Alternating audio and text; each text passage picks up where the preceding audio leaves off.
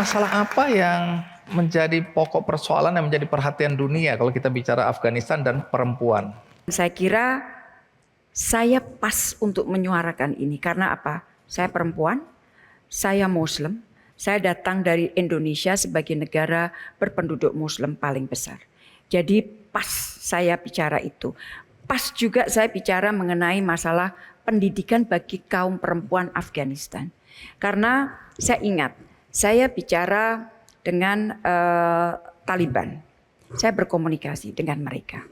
Kemudian pada saat saya bicara mengenai masalah pendidikan untuk perempuan, salah satu di antara mereka mengatakan bahwa masalah pendidikan perempuan ini adalah isu yang dimiliki oleh negara-negara barat.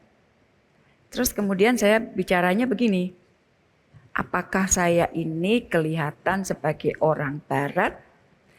Saya bukan orang barat, saya orang Indonesia, negara dengan penduduk muslim, dan saya Muslim. Sehingga pada saat kita bicara mengenai hak perempuan, itu bukan mengenai apakah barat atau timur.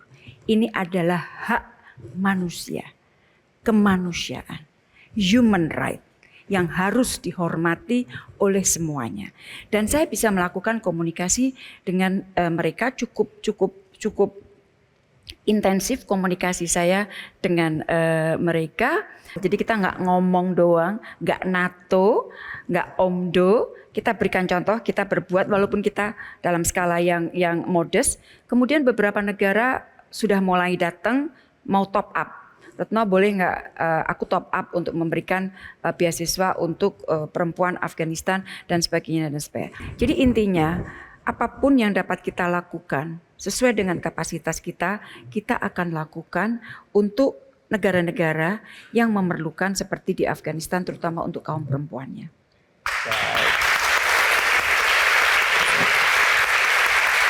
Ada pertanyaan yang menurut saya menarik.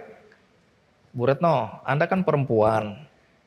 Sementara pekerjaan diplomasi ini didominasi oleh laki-laki.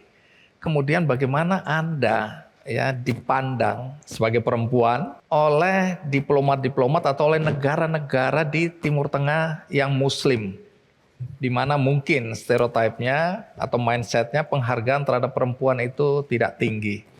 Alhamdulillah saya nggak pernah merasa direndahkan. Mungkin bukan karena saya ndablek ya. Mungkin karena itu kalau menurut saya. Ini Anda perempuan yang ndablek memang. Perempuan yang ndablek lah pokoknya gitu kan. Saya kira bukan karena saya ndablek, tetapi kan kita tuh bisa mengukur pada saat kita bicara apakah orang itu mendengarkan atau dia pura-pura mendengarkan dan sebagainya. Saya merasa bahwa mereka tidak meng-underestimate perempuan karena saya tahu di dalam nilai-nilai mereka juga ada rasa hormat kepada perempuan. Mereka sangat hormat kepada ibu-ibu mereka. Itu saya tahu persis. Nah, oleh karena itu pergaulan saya dengan teman-teman laki-laki saya, terutama dari negara-negara OKI, oke-oke saja.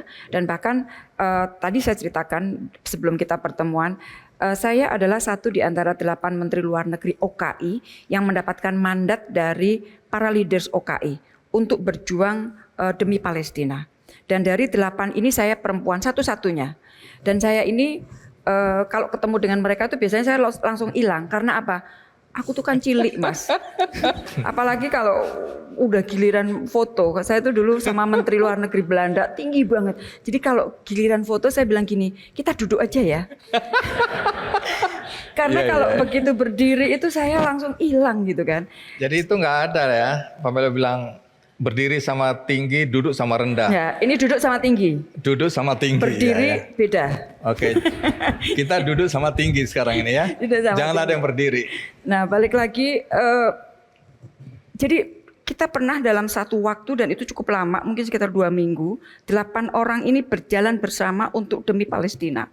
Disitulah kita bicara dan sebagainya, dan saya mendapatkan privilege bahwa setiap kali kita berdiskusi, mereka selalu tanya, sis, what do you think?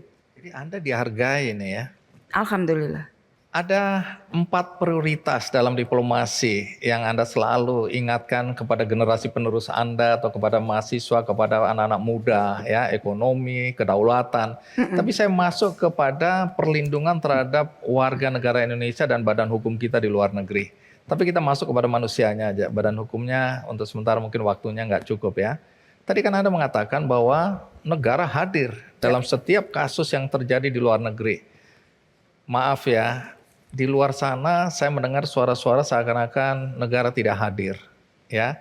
Banyak ya NGO atau komunitas yang mempertanyakan negara di mana ketika mayat-mayat perempuan pulang di dalam peti jenazah atau harus dipulangkan dalam keadaan tidak bernyawa, kemudian ada hukuman mati dan seterusnya. Boleh cerita 1 atau 2 kasus yang menunjukkan bahwa negara betul-betul hadir sebagaimana yang Anda ceritakan tadi? Masalah pelindungan WNI ini sebenarnya masalah yang harus ditangani secara komprehensif dalam artian hulu sampai hilir. Kebetulan Kementerian Luar Negeri para diplomat ini kebagian di bagian hilirnya. Hilir ini akan lebih sulit kalau hulunya nggak ditata. Jadi misalnya orang yang harusnya berangkat ke negara X diperlukan untuk pekerjaan X gitu ya, Y, harusnya kan dididik untuk dipersiapkan bekerja dengan requirement begini-begini. Tetapi di kita banyak sekali yang pokoknya asal masuk dikirim. Si penerima dia membayar mahal dan sebagainya, sehingga di situ biasanya terjadi awalnya dispute, kemudian terjadi kejadian-kejadian yang macam-macam.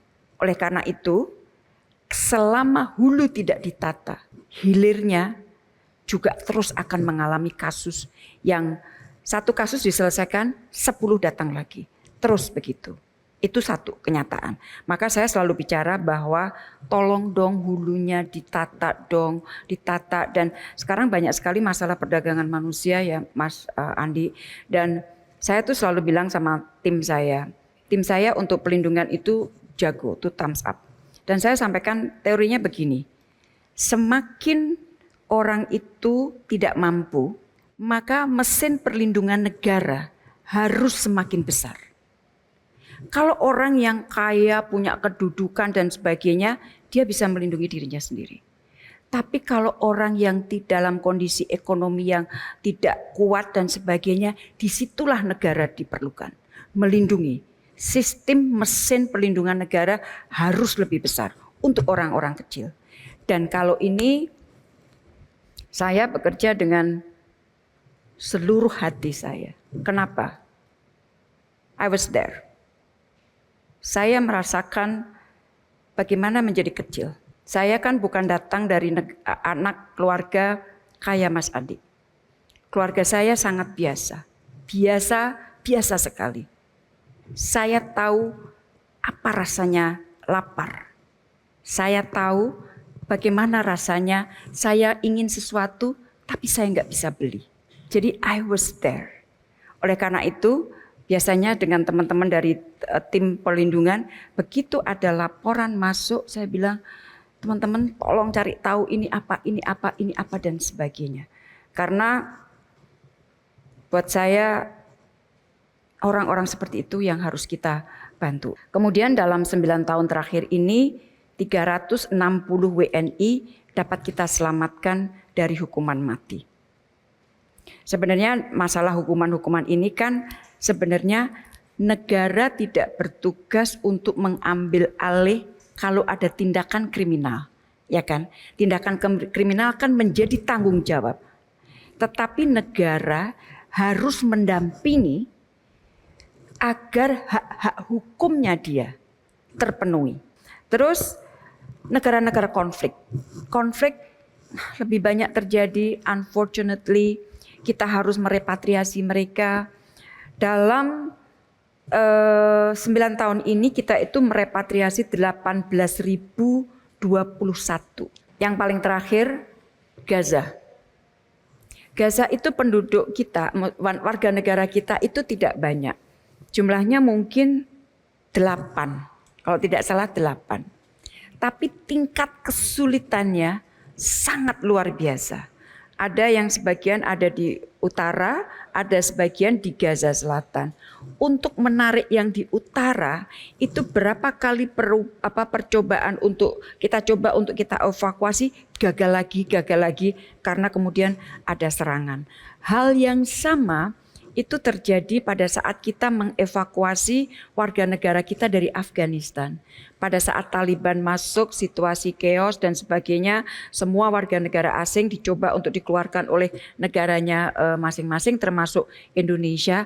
Itu upaya untuk mengevakuasinya sangat luar biasa dan bahkan ada beberapa negara yang sampai menteri luar negerinya mundur gara-gara tidak bisa melakukan evakuasi warga negaranya. Belum waktu COVID, di mana semua pesawat nggak ada, connectivity putus semuanya. Kita mengevakuasi yang memang memerlukan mengevakuasi warga negara kita. Jadi tingkat kesulitan setiap evakuasi, repatriasi itu tingkat kesulitannya berbeda-beda. Tapi semuanya dapat dikatakan sulit, termasuk tentunya Sudan, Yaman. Yaman itu kapalnya udah datang, orangnya nggak bisa datang, kapalnya pergi lagi, masuk lagi, orangnya nggak bisa. Dan itu saya memonitornya menit demi menit. Makanya saya itu selalu bawa ini, Mas Andi. Apa manfaat itu sehingga Anda bilang saya selalu bawa ini? Jadi begitu ada satu kasus ya, kita langsung bentuk grup dan itu langsung terus. Dan itu bisa kalau misalnya mau evakuasi itu saya di tempat tidur, tapi posisi saya duduk, laptop, HP, buku. Jadi waktu kita di Yaman, itu evakuasi, ada yang penjemput. Itu saya tahu persis penjemput kita ada di titik mana, dia mengalami kesulitan apa, saya harus kontak siapa, dan sebagainya. Jadi per titik. Afghanistan juga, sudah di airport, di bandara, pintu bandara nggak bisa dibuka, saya harus telepon salah satu menteri luar negeri, saya bilang please kontak timmu yang ada di lapangan karena masih ada di bawah penguasaan NATO kan pada saat itu, tolong bukakan pintu untuk warga negaraku, karena pesawat sudah mendarat dan pesawat ini hanya diberi waktu 30 menit untuk ada di darat. Setelah itu dia harus pergi lagi. Disitulah saya selalu menghargai apa artinya friendship. Jadi kita berhubungan secara kedinasan, yes. Tetapi saya tidak pernah lupa untuk merajut pertemanan. Karena di satu titik di mana kita memerlukan, bayangin untuk salah satu evakuasi yang saya tadi cerita, Menteri Luar Negeri yang saya hubungi itu, saya teks pertama, can I talk? Dia bilang, saya nggak bisa, saya sedang rapat dengan presiden saya. Saya bilang, lo minta izin presiden lu, bilang saya mau bicara, penting banget. Akhirnya dia keluar loh Mas. Dia menerima telepon saya dan saya bilang, tolongin saya, please, tolongin saya. Saya harus kasih juga kredit buat Bu Retno, walaupun mungkin kredit saya ini apakah ada nilai atau tidak. Bu Retno salah satu menteri yang paling cepat menjawab kalau saya WA.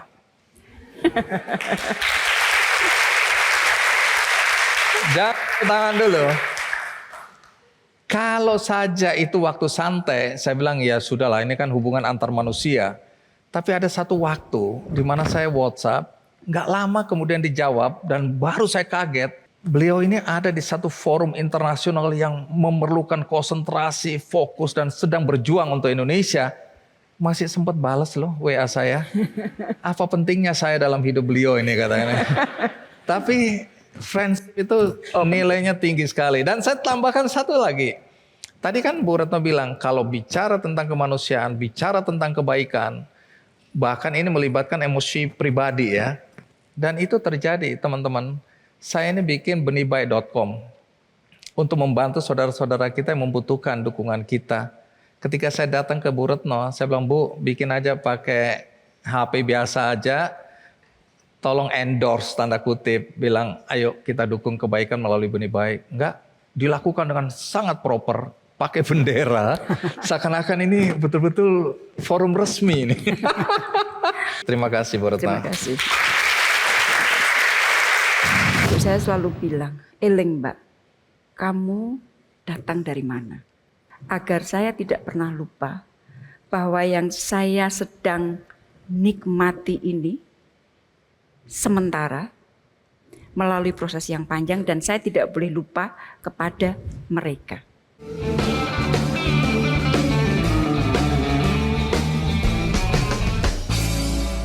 Jelajahi cara baru mendapatkan informasi. Download Metro TV Extend sekarang.